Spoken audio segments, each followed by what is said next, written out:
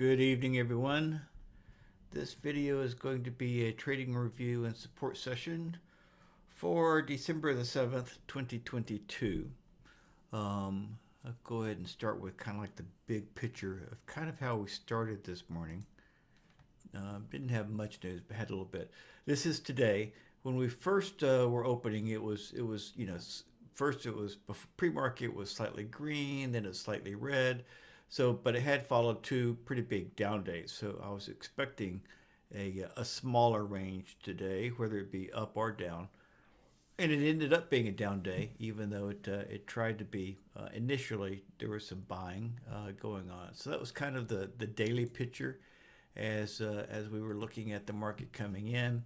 The news that we had overnight was not earth shattering. Let me bring it up.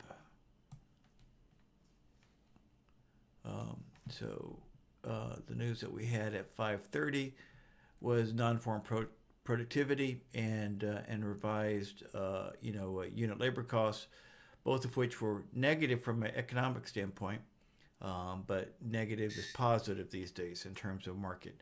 Then at 7, we had a Bank of Canada rate statement. They did increase the overnight rate by 50 basis points.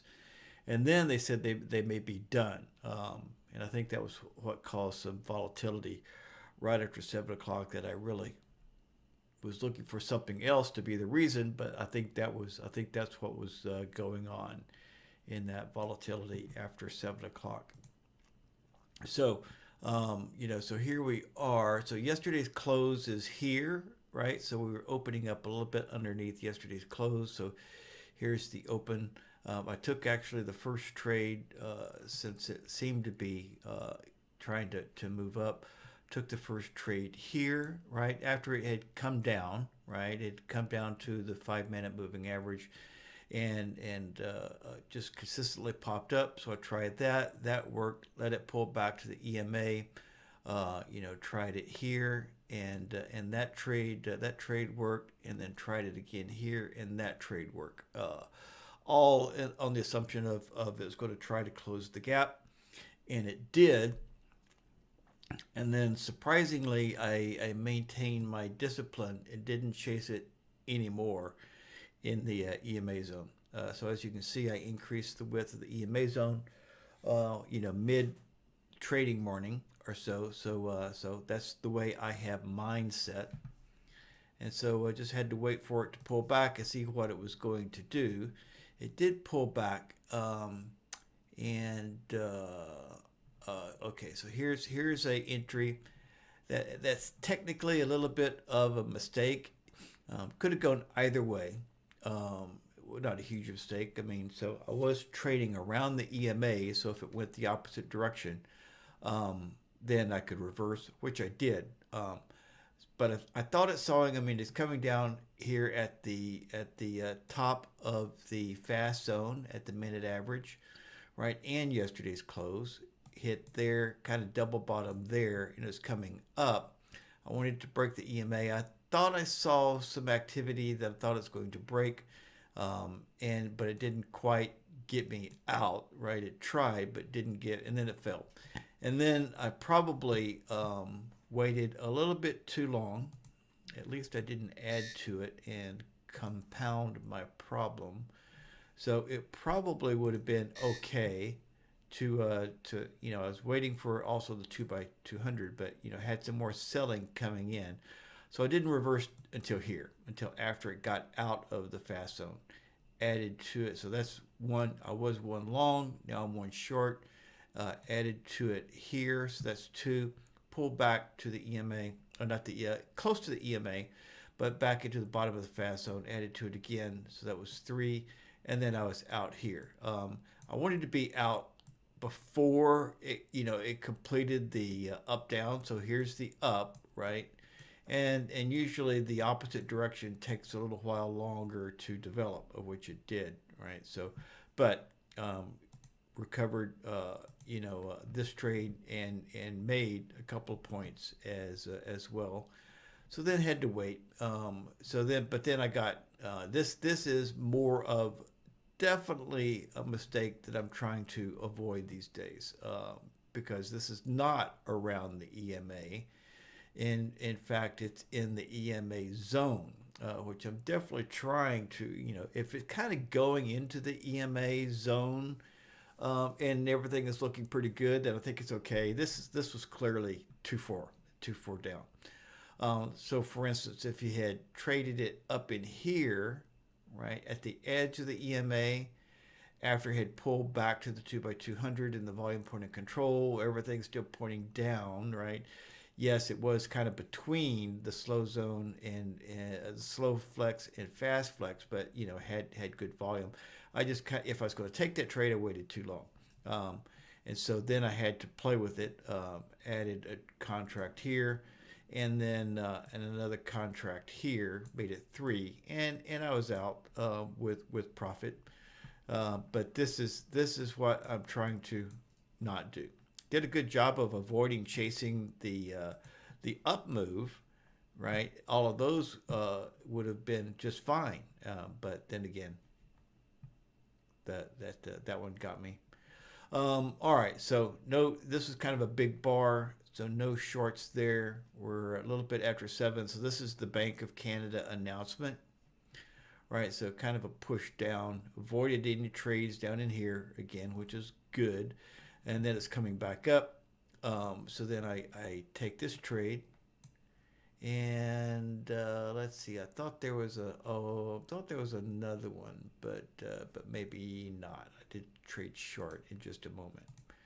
All right, so this is after the Bank of Canada announcement, and it's breaking down, right? So we're underneath all the flexes, right? Breaking down, and it had double expansions here to the downside, 2-bar combination. So I actually took it a little bit before the EMA. So I took it here and was out pretty quickly. And this is when they must have been discussing the Bank of Canada rate statements. They didn't put anything on financial juice, but that's my speculation, because you see it kind of got a little bit crazy. And so I didn't try to trade any of that. I was already up pretty nicely, so I didn't feel like I needed to try to trade that. But I did trade one more time here, right? As it was kind of coming. So the Bank of Canada did the down. Now it's going to be trying to make its way back up, right? And that's the territory that it was in prior to the Bank of Canada announcement, breaking back through the yesterday's close. So I tried again, right? And that one worked. So had to massage 2 trades, and one was a judgment. I thought it was going to, when it was kind of breaking through the EMA, and I thought it might go, but it didn't. And the other one is something I'm trying to avoid, right? And that's taking trades in the EMA zone. So, but perfectly fine day. Up 10.5. I did trade a little bit more later on in the afternoon, and ended up 14. So I was plus 14 for the day after, and there were more trades available. There's even trades available prior to 8:30, but I had already decided to go ahead and quit. So plus 14 for the day, with some trading later on in the day. All right, so I'm massaging these indicators just a little bit, because, well, let me show you. Because I've got, in the case of the short-term trend analysis, I've got 3 instances of them. And I kind of rearranged the input so you can kind of tell which one of these is doing what, right? So this one, for instance, is false, false, true. And now it's a range. If I pull that up here, you'll see that what it's doing is that's the one that's showing the EMA band and the EMA band only. All right, so the next one is false, true, false, and that one is showing the EMA itself, and all the other indicators as well, meaning the ultra, the fast, and the slow flex, and the CP2, which is the 3-minute close. And then finally, this one position doesn't change. This one is showing the paint bar, right, in all the paint bar settings. So at least I can kind of judge, real quickly if I want to change some things, which short-term analysis technique is doing what. I'll end up doing the same thing for the. I don't know if I need to do it on the time analysis, so I've got two of those. Um, I might. I'll think about that. I'll look at it tomorrow to see if I need to do that. But probably getting fairly close to another software release, because it looks like I've got all the inputs set the way they need to be set, conserving as much CPU time as possible and not duplicating anything. All right, so that's kind of the scenario today.